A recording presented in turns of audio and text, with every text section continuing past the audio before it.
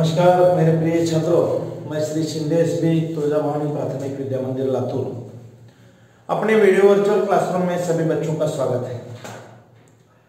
तो हमने अपनी 7वीं कक्षा के दूसरी इकाई में जो 5वीं कविता है हमारी बसंत गीत, इस कविता की शुरुआत पिछली तासिका में हमने की थी। इसके लेखक जो है चंद्र प्रकाश चंद्र जी, इनका परिचय, इनकी रचनाएं और प्रस्तुत कविता के माध्यम से, प्रस्तुत गीत के माध्यम से कवि हमें क्या बताना चाहते हैं, इन सब बातों की जानकारी हमने पिछली तासिका में ली थी।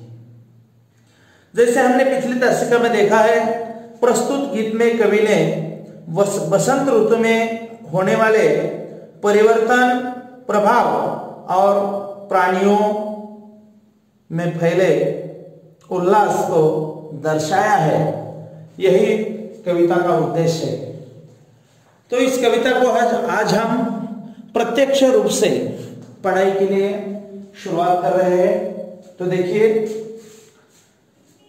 सजी आयो रे ऋतु बसंत सजी आयो, आजी गाओ रे ऋतु बसंत सजी आयो।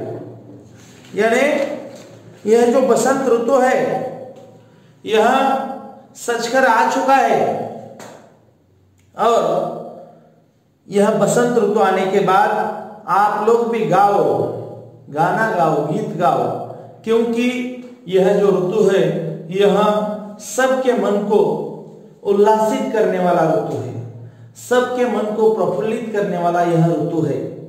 इससे हमें जो उल्लास आता है, जो उत्साह में आता है, इसलिए आप गाया करो, गीत गाओ, ऐसा कवि इस पंक्ति के माध्यम से हमें कहते हैं। कली कली करत कलोल कुसुम मन मंद मंद मुस्कायो, कली कली करत कलोल कुसुम। यानी हमें मालूम है जो बाग बगीचों में जो कुसुम यानी फूल है वह कली कली करत कलोल कुसुम मन मंद मुस्कायो, मंद मंद मुस्कायो। मन में मंद मंद यानी अपने मन में वह धीरे धीरे अच्छे से मुस्कुरा रहा है, ऐसा कवि इस पंक्ति के माध्यम से हमें बताना चाहते हैं।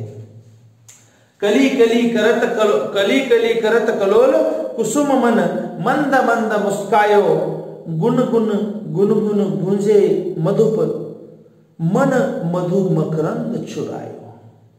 गुन गुन गूंजे मधु मकरंद मन मधु मकरंद चुरायो, गण मधु मकरंद चुरायो। यानी गुनगुन करता हुआ मधु जो है वह गूंज रहा है और जो मधुमक्खियां जिसे हम कहते हैं वह कहते हैं कवि मन मधु मकरंद चुरायो। मकरंद चुराना यानी फूलों के अंदर का जो मकरंद है वह मकरंद चुराया जाता है। अब यह सभी प्रकृति का नियम है जिसका वर्णन अलग अलग कवियों ने अलग अलग तरीके से अपने अपने हिसाब से, अपने माध्यम से बताने की हमें कोशिश की है। फिर से मैं ये दोनों लाइनें आपको दोहराता हूं। कली कली करत कलोल कुसुम मन मंद मंद मुस्कायो, गुन गुन गुन गुन गूंजे मधुप गण मधु मकरंद चुरायो। सजी आयो रे ऋतु बसंत आयो, सजी आयो आजी गाओ रे ऋतु बसंत सजी आयो। फिर से कवि दोहराते हैं कि यह बसंत ऋतु आया है, यह बसंत ऋतु सज कर आया है। सजी आयो रे ऋतु बसंत सजी आयो, आजी गाओ रे ऋतु बसंत सजी आयो। यानी हमें गीत गाना चाहिए, हमें उल्लासित होना चाहिए। यह ऋतु बसंत सजकर आ चुका है हमारे सामने। बन बन बाग बगियन में सुहनी सुगंध उड़ाए।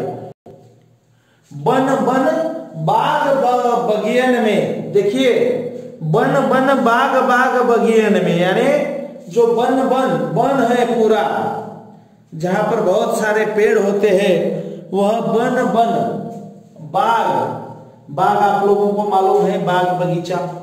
बाग बगियन में यानी हर जगह पर, हर वन में, हर बाग में, हर बगीचे में जो है सुहनी सुगंध उड़ाए। हमें मालूम है बसंत ऋतु के आगमन के बाद हर जगह बहुत सारे फूल खिलने लगते हैं, सभी तरफ मौसम सुहाना हो जाता है, अच्छा हो जाता है, बाग फूलने लगता है, बगीचा फूलने लगता है। वहां पर हर तरफ हमें सुहनी सुगंध यानी सुहनी खुशबू, अच्छा सा सुगंध हमें आने लगता है। उसी को कवि ने इस पंक्तियों के माध्यम से दर्शाया है। ठुमकी ठुमकी मयूरा नाचत, गीत कोयलिया गायो। आप लोगों को भी मालूम है मयूरा यानी मोर कैसे नाचता है, मोर कैसे ठुमका लगाता है। ठुमकी ठुमकी मयूरा नाचत, गीत कोयलिया गायो।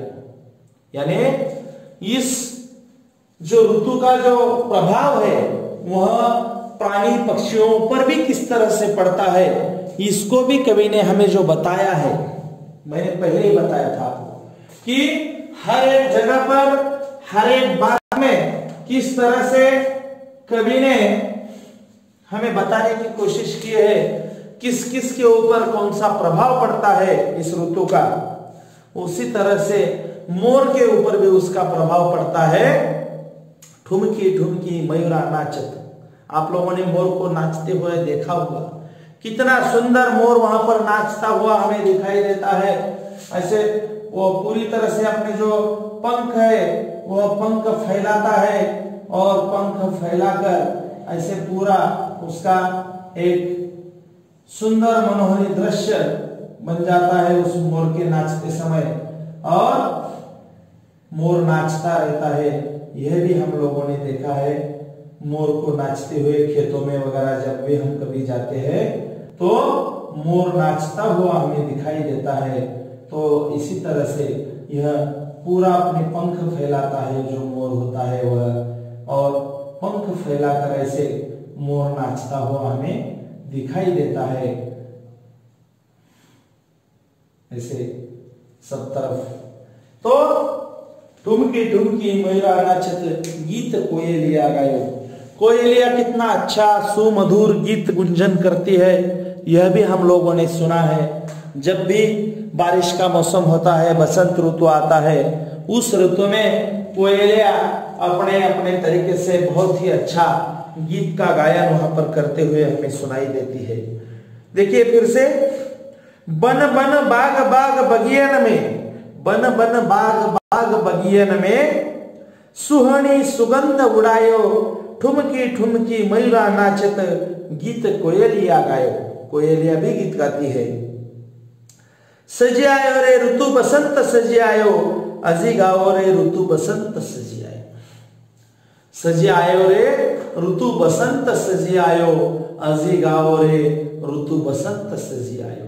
यानी यह जो बसंत ऋतु है वह सजकर आया है और हमें इसके स्वागत के लिए अच्छी तरह से गाना चाहिए। हमारे मन का उल्लास, हमारे मन में जो भावनाएं हैं उनको हमें खुला करना चाहिए और हमें गीत गायन करना चाहिए। ऐसे कवि इसके माध्यम से हमें कहना चाहते हैं। देखिए, पीली पीली सरसों फूली, अरु बौर अमुआ पीछायो। पीली पीली सरसों फूली। सरसों मालूम है आप लोगों को, जो हम सब्जी बनाते समय वगैरह हमारे सब्जी में इस्तेमाल करते हैं। खेतों में ऐसे बहुत सारे उसके पेड़ बोए जाते हैं, बीज बोया जाता है, और बहुत सारे ऐसे सरसों के जो छोटे छोटे छोटे पेड़ होते हैं वह हमें अपने खेतों में दिखाई देते हैं। उसको बहुत सारे फूल वगैरह आते हैं, उसको सरसों की आती है। तो यह सब जो है एक मनोहरी दृश्य हमें देखने को मिलता है। और यह सरसों के जो फूल लगते हैं जिस समय, उस समय वह बहुत ही पीले पीले होते हैं, और कवि इसी का वर्णन करते हैं, पीली पीली सरसों फूली। यानी सब तरफ ऐसे लगता है जैसे पीली चादर बिछा दी हो सरसों की। वह खेत में हम जब जाएंगे उस मौसम में तो हमें पीली पीली सरसों फूली हुई दिखाई देंगी। और अरु बौर अमुआ पे छायो, आप लोगों को आम के पेड़ तो मालूम है, आम के पेड़ पर आम कब लगते हैं यह भी आप लोगों को मालूम है।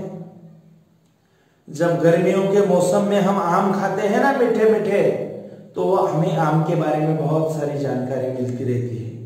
लेकिन उससे पहले उस जो आम का जो पेड़ होता है, यह आम के पेड़ पर हमें देखने को मिलता है। आम तो बाद में लगेंगे, लेकिन उससे पहले उसको एक अच्छी तरह से फूल के जैसे, जिसे हम मोहर कहते हैं, वह मोहर लगा हुआ हमें दिखाई देता है। और उसी से छोटे छोटे उन फूलों के अंदर से ही छोटे छोटे आम तैयार होने शुरू हो जाते हैं और हमें बाद में बड़े बड़े आम खाने को मिलते हैं। उसी का वर्णन कवि ने इस पंक्ति के माध्यम से किया है। पीली पीली सरसों फूली, आरू बौर अमुआ पे छायो, हरी हरी मटर बिछोने, ऊपर अमित रंग दर्शायो। हरी हरी मटर बिछोने, यानी हमारे खेत में उस समय सब तरफ हरी हरी मटर। आप लोगों को मटर मालूम है? आप लोग उसके मटर की जो फली होती है, जैसे मूंगफली होती है वैसे ही मटर की भी फली होती है, और वह हम बहुत ही चाव से खाते हैं। हरी हरी मटर बिछोने, यानी सब तरफ वो उसका रंग हरा होता है। वो मटर के जो हमारे खेत में जो फलियां वगैरह लगती है छोटे छोटे छोटे, उसका तो सब हरा हरा हरा दिखाई देता है हमें वो सब तरफ। उसी तरह से हरी हरी मटर बिछोने, ऊपर अमित रंग बरसाए, यानी ऊपर से जो हमारे जो आकाश है वह अलग अलग तरह के रंग इस निसर्ग में बरसाता हुआ हमें दिखाई देता है। उस समय हमारे जो आसपास सब तरफ हरियाली होती है, पीली पीली सरसों होती है, सब तरफ का जो अच्छा अच्छा हरा भरा जो वर्णन कवि ने इस कविता में हमें किया है। ऊपर से जो आकाश है वह अपनी तरफ से अलग अलग रंगों की बरसात वहां पर हमें हमारे लिए कर देता है। और उस ऋतु में जो रंगों की बरसात हुआ हमें देखने को मिलती है, पीली पीली सरसों, हरी हरी मटर वगैरह सब जो हमें देखने को मिलता है अच्छा अच्छा, उस समय इन रंगों में उसमें और चार चांद लग जाते हैं। और इन रंगों के माध्यम से हमें निसर्ग के उस दृश्य का कुछ अलग ही नजारा हमें दिखाई देता है और उसका आनंद हम अपनी तरफ से ले सकते हैं। ऐसा वर्णन कवि ने इस पंक्तियों में किया है। पीली पीली सरसों फूली, आरू बौर अमवा पे छायो, हरी हरी मटर बिछोने, ऊपर अमित रंग बरसायो, सजे आयो रे ऋतु बसंत सजे आयो, अजिगाओ रे ऋतु बसंत सजे आयो। फिर से आखिर में कवि कहते हैं कि सजे आयो रे ऋतु बसंत सजे आयो, अजिगाओ रे ऋतु बसंत सजे आयो। तो इसी तरह से कवि ने फिर से इस कविता को समाप्त करते हुए बसंत ऋतु आ रहा है और बसंत ऋतु के आगमन के लिए हमें अच्छी तरह से गायन करना चाहिए, गीत गाना चाहिए, पूरा उल्लसित होना चाहिए, ऐसा कवि हमें बताने की कोशिश करते हैं। तो मित्रों, यह जो बसंत ऋतु है, इस ऋतु का बहुत ही अच्छा सा वर्णन कवि ने हमें इस कविता में दिया है, इस गीत में दिया है। इसमें बहुत सारे कठिन शब्द आए हैं, आप लोगों को उन कठिन शब्दों के अर्थ अपनी काफी में लिखने हैं। बहुत सारे अलग अलग शब्द है जो शब्द हमने कभी ज्यादा नहीं सुने हैं। उसके बाद यह इसके माध्यम से जो सब कुछ हमें पढ़ने को मिलेगा कविता के माध्यम से, इसको ध्यान में रखते हुए, शब्दों के अर्थ को ध्यान में रखते हुए सबका आपको अभ्यास करना है। इसके ऊपर मैं आप लोगों को बाद में कुछ प्रश्न दे दूंगा, उस प्रश्नों के उत्तर भी आपको लिखने हैं। अभी हमारी कक्षा में जो चालू है वहाँ हम ये कविता जब पढ़ाने वाले हैं कुछ दिनों में, अभी उससे पहले आप इसका अभ्यास कीजिए, बाद में कक्षा में भी और एक बार आपको पढ़ने को मिलेगा। तब तक के लिए हम यहाँ पर रुकते हैं। धन्यवाद।